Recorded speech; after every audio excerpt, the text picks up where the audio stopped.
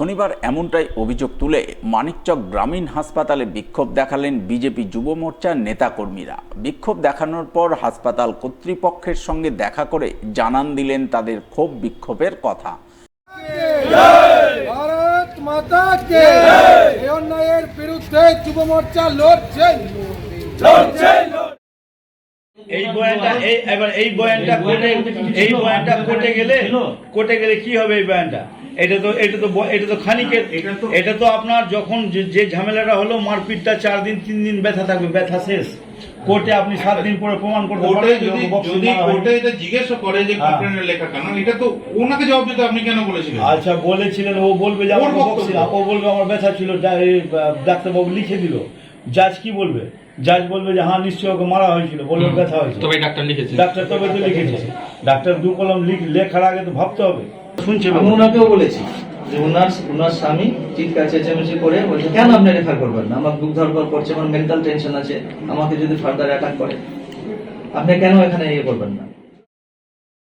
ঘটনায় মানিকচকের বিজেপি নেতা সুভাষ যাদব অভিযোগ করে বলেন, শুক্রবার অনাস্থার মাধ্যমে পিঙ্কি মণ্ডল মানিকচক পঞ্চায়েত সমিতির সভাপতির পদ থেকে অপসারিত হয়েছেন, কিন্তু তিনি ওই অপসারণ মেনে নিতে না পেরে কোনো রকম শারীরিক অসুস্থতা ছাড়াই প্রথমে মানিকচক গ্রামীণ হাসপাতালে ভর্তি হন। এরপর তার স্বামী অপু মণ্ডল কর্তব্যরত চিকিৎসকের উপর চাপ তৈরি করে তার স্ত্রীকে মানিকচক গ্রামীণ হাসপাতাল থেকে মালদা মেডিকেল কলেজ হাসপাতালে রেফার করে। এই রেফারের ভিত্তিতেই পিঙ্কি মণ্ডল মিথ্যা মামলা সাজাতে চাইছেন, তাই এর প্রতিবাদে তারা সরব হয়েছেন। কেন মানিকচক গ্রামীণ হাসপাতালের চিকিৎসক কোনো রকম শারীরিক অসুস্থতা ছাড়াই তাকে রেফার করলেন, তার জবাবদিহি চাইতে এসেছেন। জবাবদিহি চাইতে এসে চিকিৎসকের মুখ থেকে জানতে পারলেন তিনি চাপের মুখে পড়ে এই কাজ করেছেন। তাই এই বিষয়ে চিকিৎসককে লিখিত দেওয়ার দাবি জানালেন তারা। আজকে হাসপাতালে এসেছিলাম এই কারণে যে গতকাল পঞ্চায়েত সমিতির সভাপতির অপসারণের একটা ডেট ছিল। সেই ডেটে পঞ্চায়েত সমিতির সভাপতি এবং সহকারী সভাপতির অপসারণ হয়েছে। মেম্বাররা ভোট দিয়েছে ওর বিরুদ্ধে, ওখান থেকে অপসারিত হয়েছে। এবার এই জ্বালাটা সহ্য না করতে পেরে ও তো প্রথমেই বেআইনি কাজ করেছিল যে ভোটিংয়ের টাইমে মোবাইল নিয়ে ঢুকে লাইভ করছিল।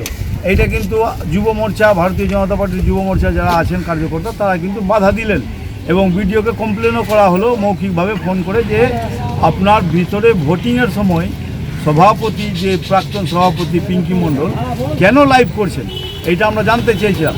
পরে আবার ভিডিওর হস্তক্ষেপে লাইভটা বন্ধ করা হয়।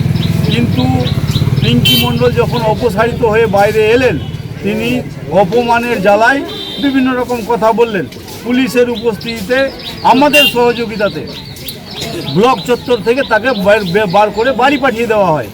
তিনি যেহেতু অপসারিত হলেন, এবার তিনি ষড়যন্ত্র করতে শুরু করলেন। তিনি চলে আসলেন মানিকচক হাসপাতালে, এসে বললেন যে আমাকে যুব মোর্চার ছেলেরা আমাকে বুকে ঘুষি মেরেছে, মারধর করেছে। সম্পূর্ণ মিথ্যা তথ্য, মানে ভিত্তিহীন। এবং কোথায় করেছে? বিডিও অফিসে করেছে। এই বয়ানটা তিনি মানিকচক হাসপাতালের ডাক্তারকে দিয়েছেন। মানিকচকের ডাক্তার তার বয়ান শুনে তার বিষয়টা নোট করেছেন এবং নোট করে এইখানেই শেষ করে দিলেন যে আপনার কিছু হয়নি, আপনাকে আমি নর্মাল একটা বিষয় বলছি যে কিছু হয়নি আপনার। কিন্তু সেখানে তার স্বামী অপু মণ্ডল ডাক্তার পালকে বারবার চাপ দিতে থাকেন যে আপনি পিঙ্কি মণ্ডলকে ইমিডিয়েটলি মালদা মেডিকেল কলেজে রেফার করেন। ডাক্তার পাল কিন্তু করতে চায়নি।